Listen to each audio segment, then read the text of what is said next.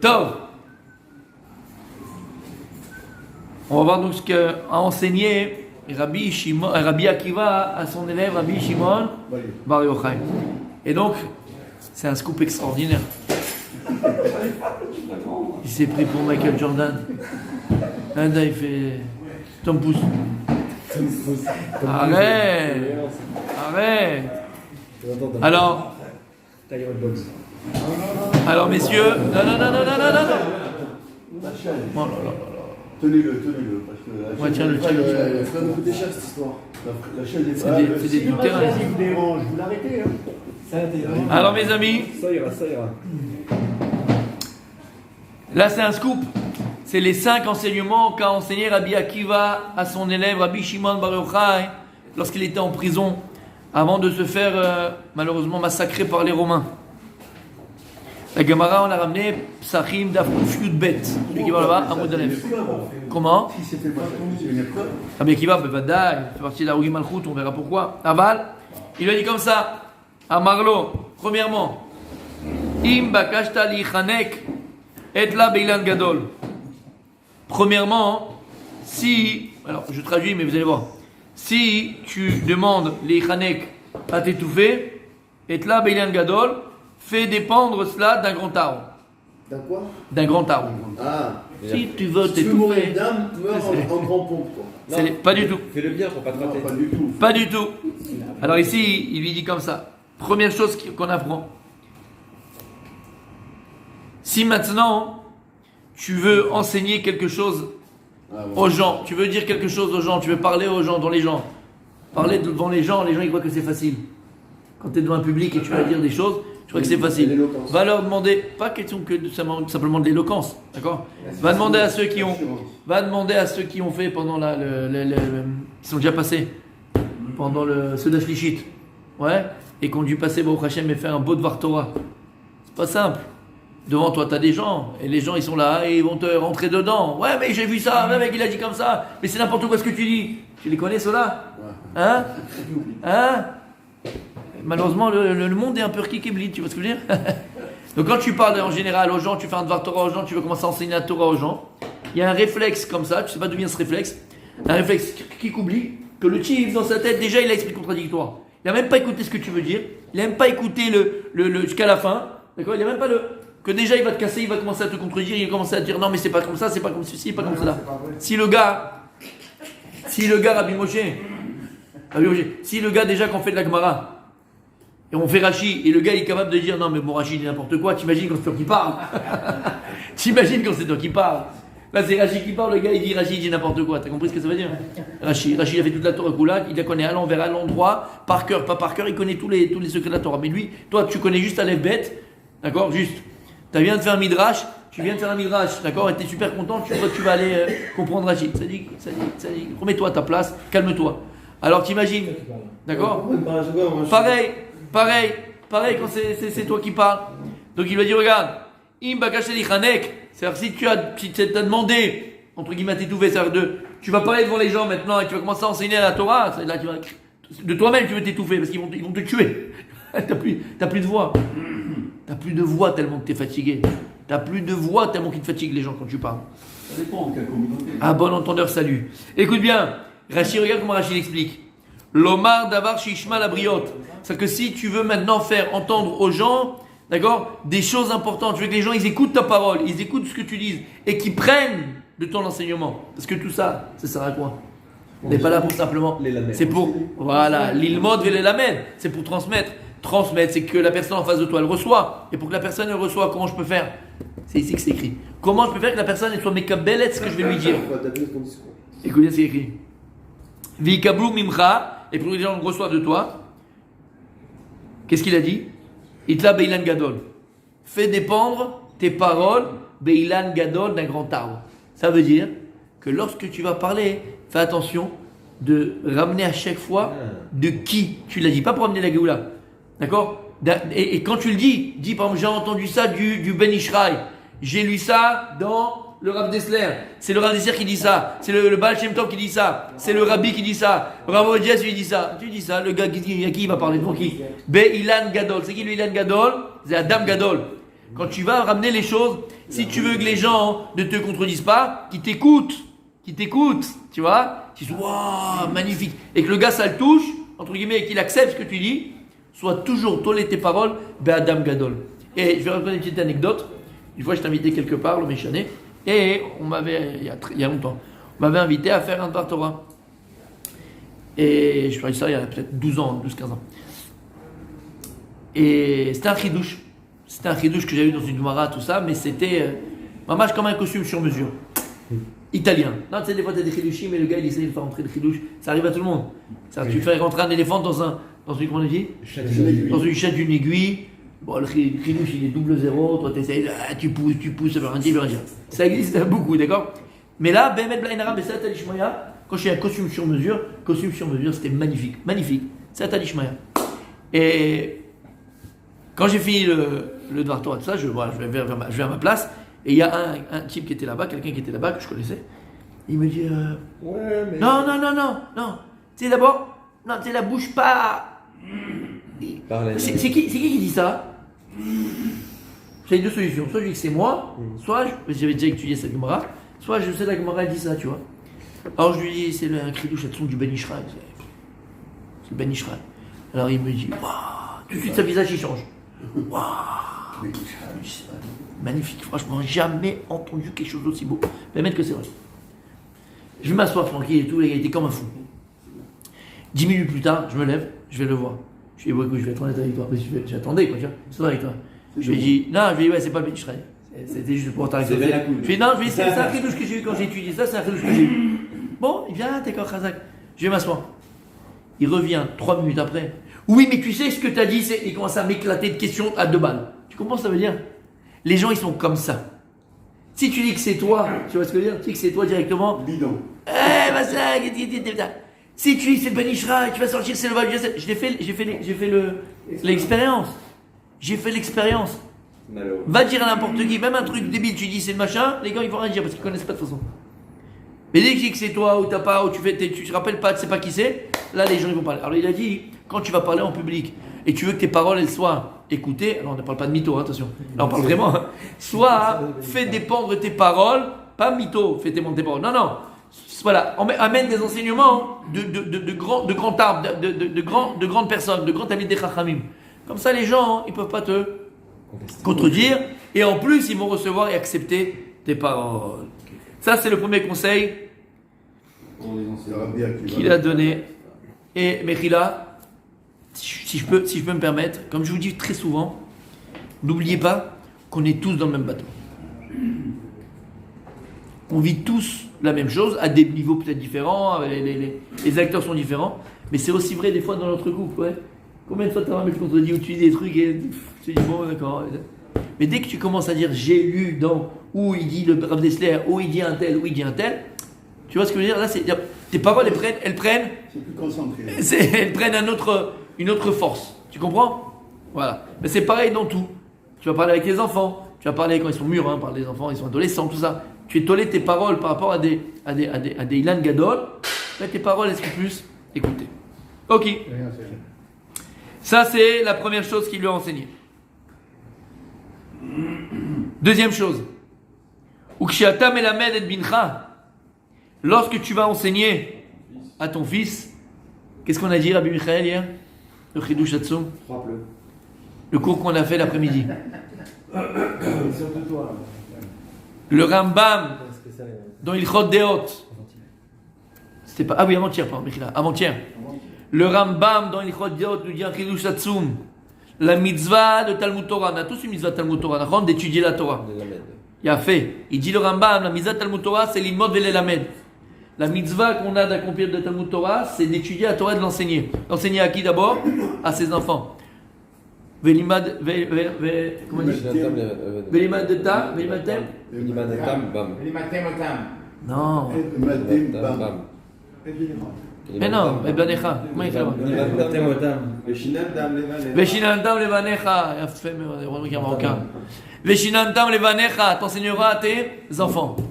Omer Rambam, la mitzvah de Talmud Torah, d'étudier la Torah, elle n'est pas complète si tu n'as pas enseigné aussi la Torah à tes enfants. S'il n'y a que toi qui as étudié la Torah, tu viens tous les matins, mais après tu n'enseignes pas la Torah à tes enfants, tu as fait une demi-mitzvah, dit le Rambam.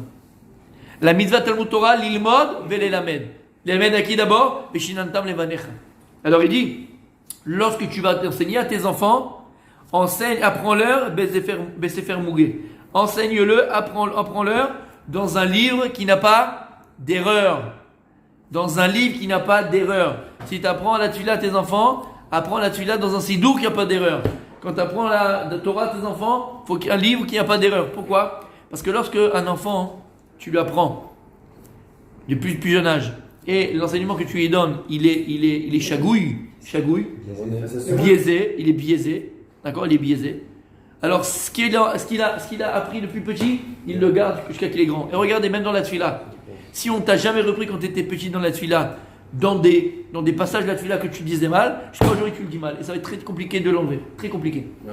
Par exemple, dans le premier mizmor qu'on dit le matin, ouais, le mizmor qu'on dit le matin, il est où le premier mizmor? Tu connais le premier mizmor du matin? Même le calme. Là, il y a une erreur que beaucoup de personnes font. Beaucoup. Dans la Mida, il y en a une. Dans Nishmat Kol Chai aussi, le calme. Nishmat Kol Chai. On l'a pas dit. Merci, Mechilad, d'avoir fait lever. Regarde. L'Ishene Afar, par exemple. Il y a fait. Moi, ça aussi, c'est tunisien. Moi, j'ai l'Ishene, ça marche pas. Non, l'Ishene, c'est pas tunisien. Regardez ce qu'on dit. Mizmor et Toda, Riul Hashem, Kol Haaretz. Idou et Hashem et Simcha. Bo Lefana Bernana. Deu ki Hashem ou. Et les gens ils disent, comment? Eh ben non. Qui Hashem ou Elohim. Et les gens, tu regardes, 80% des gens qui disent qui Hashem ou Elohim. C'est pas ou Elohim ou Elohim. Et les gens se trompent. Voilà, alors nous on dit comme ça et ça vient comme ça. Mais on lit pas. Après, va dans Shem. Hashem ou Elohim. Et si je te demande de faire, tu dis Elohim. Je suis sûr. 80% se trompent. Mais pourquoi? Parce qu'on t'a jamais. C'est bizarre que tout le monde ait la même erreur quand même. Ben oui, parce qu'il a dit, parce qu'il y a une autre fille qu'on dit Hashem ou Elohim, Hashem ou Elohim pendant les sikhot. Alors ça vient comme ça dans la tête. Mais il n'y a pas écrit ça, qu'est-ce qu'il y a écrit? Hashem ou Elohim. C'est un exemple parmi tant d'autres. Il y en a un autre ici que j'entends très souvent. Quoi? Dans la Mida, Shiva Shofet et nous. Shiva Shofet, ok. D'accord. Shoftenu. Shiva Shoftenu, ça veut dire bien nous juger. Shiva Shofetenu, ramène nos juges. Il y a un autre où on dit c'est quoi? C'est Marchevotecha. Et les gens disent Marchevotra. C'est Marchevotecha. Marchevotra, c'est ta Marchava. Marchevotecha, c'est tes Marchavot. Et les gens, qu'est-ce qu'ils disent? Marchavatra. Non, Marchevotecha. Il y a beaucoup qui se trompent. Donc il y a plein. Et ça, en fait, c'est des erreurs que tu fais depuis que tu es jeune et que personne ne t'a jamais repris. Jamais. Vous reprenez. J'essaye de reprendre, mais des fois on ne fait pas attention. Mais pas pour moi, c'est parce que c'est la Tfila. D'accord? Donc quand tu vas enseigner à tes enfants, que ce soit la Torah et la Tfila, tout ce que tu enseignes, enseigne-leur dans un livre où il n'y a pas d'erreur. Et une grande histoire avec Yoav, qui était le Sar Tzavash de David Amelech. Et là-bas, il y avait un maître qui lui avait mal appris. Il s'est rendu compte après qu'il avait mal appris quand il était grand, il l'avait repris. Qu'est-ce qu'il a fait, David Amelech? Il a pris son glaive et il lui a coupé la tête direct. Yoav, pas David Amelech. Yoav Sartvash chez David Amelech, il était très. Un peu marocain comme ça. Très marocain. Il était très marocain, très vif. Et donc, quand il a appris que pendant toutes ces années, il disait n'importe quoi dans la tfila, il prononçait mal la tfila, parce que son maître l'avait jamais, ce maître d'école, l'avait jamais repris, il l'a tué sur place. Bon, c'était Yoav. Ne faites pas ça, hein, d'accord? Ne faites pas ça. D'accord, ne faites pas ça. Non, on n'a pas le droit. Donc, ouais, non, il était très sang. Non, mais tu dis ok. qui n'a pas Très d'erreur. sanguin. Très Kadash. Il n'a pas d'erreur. Ok, la Gemara elle Il dit. a entendu comme ça. Il n'a pas lu. C'était l'école, c'est la fille. Ah ouais. Des La amis. fille de Yerushalayim. Maïa maraba ve'itemara mesharesha bechadeta shabeshata kevanda al. Ce que je vous ai dit maintenant à l'oral, il dit quoi? On parle quand ils sont petits. Parce que quand tu apprends à un enfant depuis le plus jeune âge dans un livre qui est incorrect, avec des erreurs, Kevanda al, à partir du moment où il a acquis cette erreur-là, il le garde toute sa vie, il a du mal même à l'enlever cette erreur-là. D'accord? Donc par extension, comme il a dit Denis, avec des profs qui n'enseignent pas d'erreur. Avec des bons profs, par extension. Il est frère, bien sûr. Et le prof. Faut faire attention à un moré. Si maintenant il corrige pas quand les enfants ils font quelque chose, c'est pas un bon moré. Il faut le virer, tu as le droit de le virer directement. Vous êtes tous assis? On continue là pour aujourd'hui, mais après on l'expliquera demain. Je vous dis le truc, mais après on l'expliquera demain. On est à combien là? 2. Troisième? Là, c'est le C'est la troisième. troisième. C'est pas le quatrième? Là, c'est le troisième celui-là. Bon, on va voir. Lo tevashel begdera shebishel ba chaverecha. Lo tevashel begdera shebishel ba chaverecha. Ne cuisine pas dans la casserole que ton ami a déjà fait cuire dedans un plat. C'est beau ça. C'est un peu les maximums de père, ça, quand même. Comme disait mon grand-père, Ça parle de la femme, ça? comme disait Ouais, mon ça a l'air. grand-père, ne mange pas Les d'une casseroles casserole qui a qu'on fait déjà déjà. été cuite. Parce que la femme de ton prochain, ça. Ne recycle pas Anne Bartora à l'infini. Non, c'est la femme. Il dit Maïniou, il c'est qui? Alors on dit Groucha Bechaye Baala. De prendre une femme divorcée tant que son mari est vivant. C'est-à-dire que si le mari était Moi, je là, comprends bien, avec c'est Shalom, proverbe, c'est on proverbe, a le c'est droit proverbe. de prendre ça. Ici, c'est compris le machal. Ne mange pas dans une casserole qui a déjà été cuite. On parle enfin d'une femme qui a déjà été prise par un homme. Maintenant, elle est divorcée, cette femme-là. Et l'Egma, elle te dit, ne mange pas de cette casserole, cette femme, tant que le mari est vivant. Tant que le mari ne vit pas, Chavi Shalom. Attends. Il est pressé. C'est une anaga, c'est pas une anaga, c'est une anaga, c'est une conduite. C'est pas la vision. C'est-à-dire la femme, c'est pas Non, tu peux, voilà, tu peux. C'est un conseil de Rabbi Akiva qui donnait. On va voir, d'accord?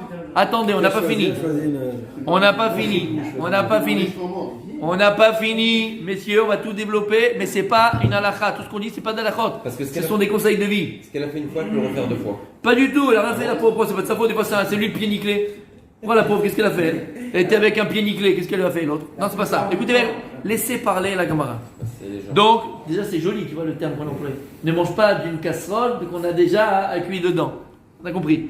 Maintenant, le coup, on parle d'une femme divorcée, du vivant de son mari. Attention, dans la tête ça.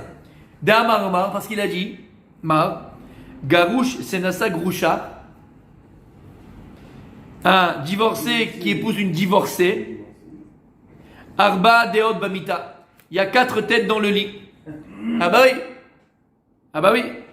Garouche, un divorcé qui va épouser une divorcée. Sa femme, lui, elle est vivante et elle aussi sont vivants. Attention. Ils sont à 4 dans le lit.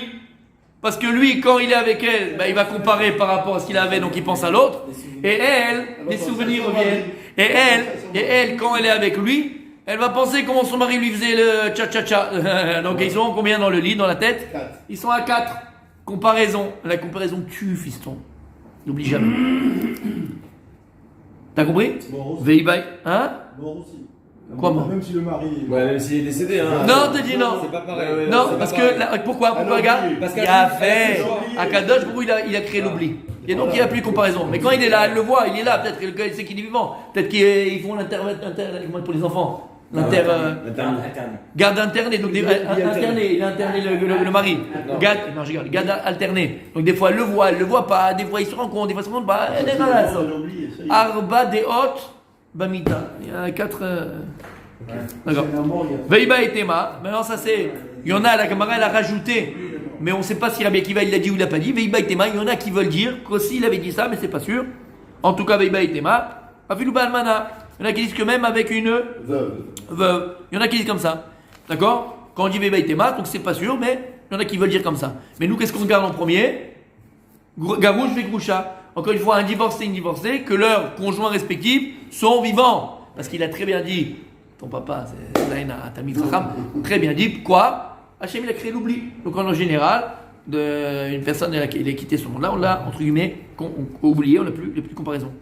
Et la Gemara, elle continue, elle dit comme ça. Hein? Pourquoi c'est comme ça? Pourquoi peut-être on dit Arba Deot Bamita, Garouche Vegroucha, divorcé, ils sont vivants les conjoints respectifs. Pourquoi on dit qu'il y a 4 dans le lit, ils sont à 4 dans le lit? T'es assis toi? Ça c'est pour Moutir.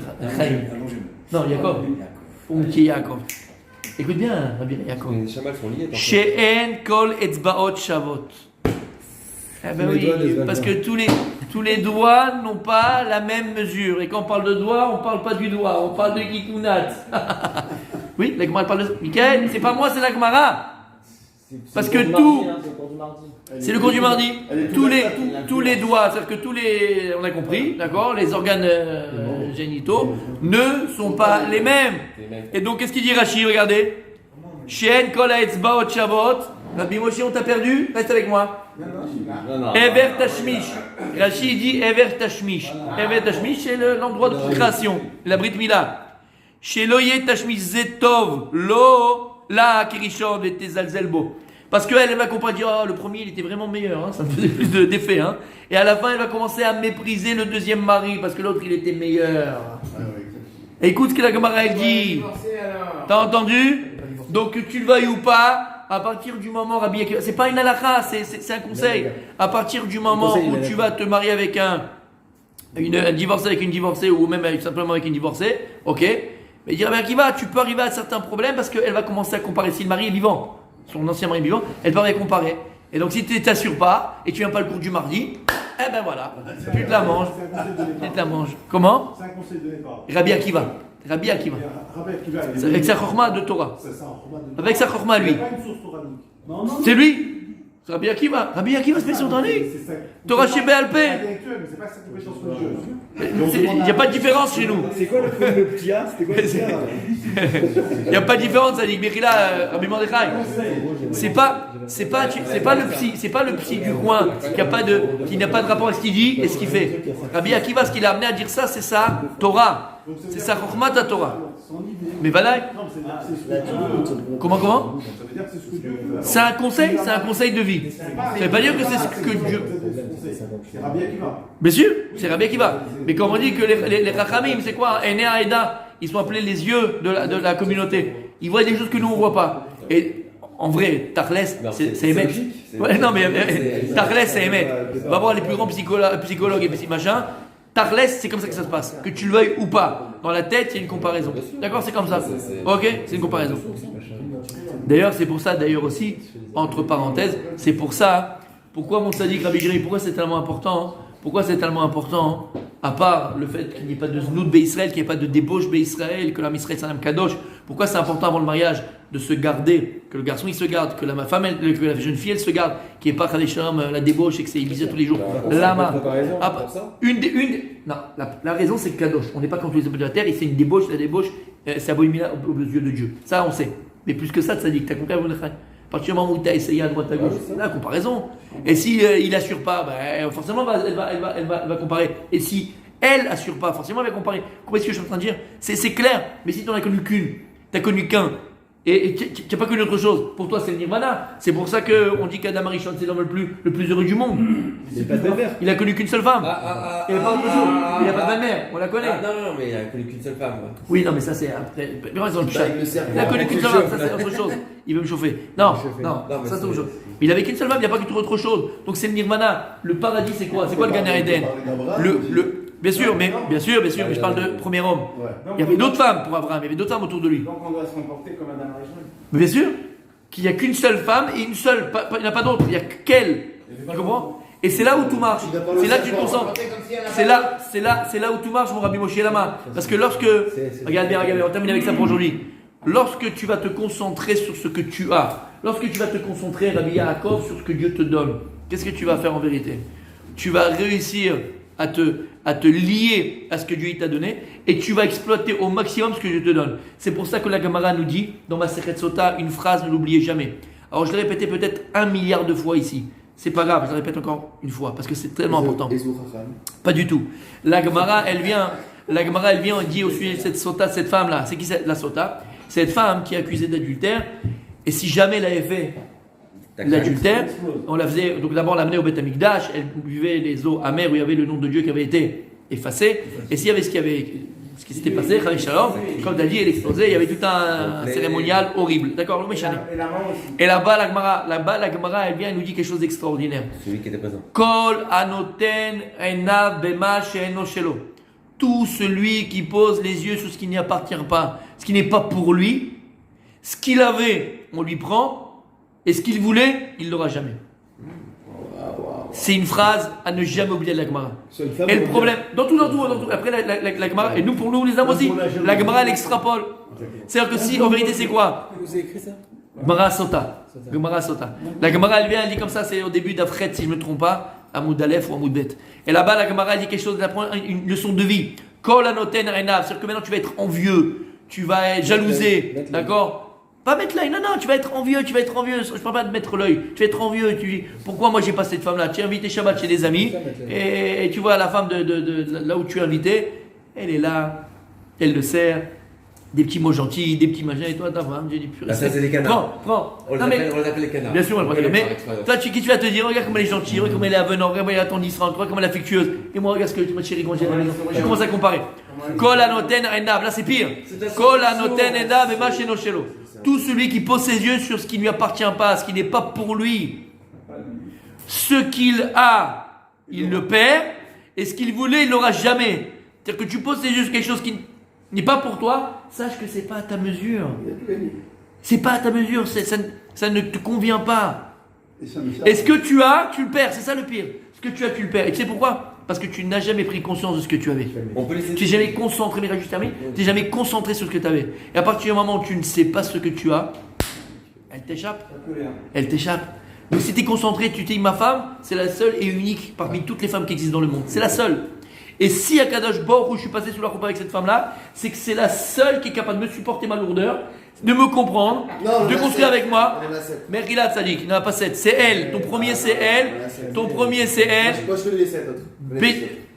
Ma secrétaire. D'accord, ok, j'ai compris. Chamichement. T'as vu ce que j'ai dit? Tu comprends? Si je suis passé sous la coupe avec elle, c'est que c'est elle, mon zibou grichon. T'as compris? Et c'est que elle qui peut me supporter, il n'y a que elle qui peut m'aimer, il n'y a que elle qui peut m'attendrir, il y a que elle qui peut m'apporter, c'est elle qui peut me faire grandir. Pareil avec tes enfants, pareil avec ta parnassa, pareil avec la maison que tu as, tout ce que tu as, concentre-toi sur ce que tu as. Le meilleur moyen de se transcender dans n'importe quel domaine de la vie, c'est d'abord prendre conscience de ses limites. Limites dans le sens pas péjoratif, et comprendre de ce que l'on a. À partir du moment où tu comprends ce que tu as, alors tu peux te transcender. Le potentiel de la plante. Il y a fait. T'as compris ce qu'il y a écrit ici? Mais on peut les Il a aider, fait on peut les aider, les gens continue qui demain, regardent Bezrat comme ça les autres. Oui. Il faut leur expliquer.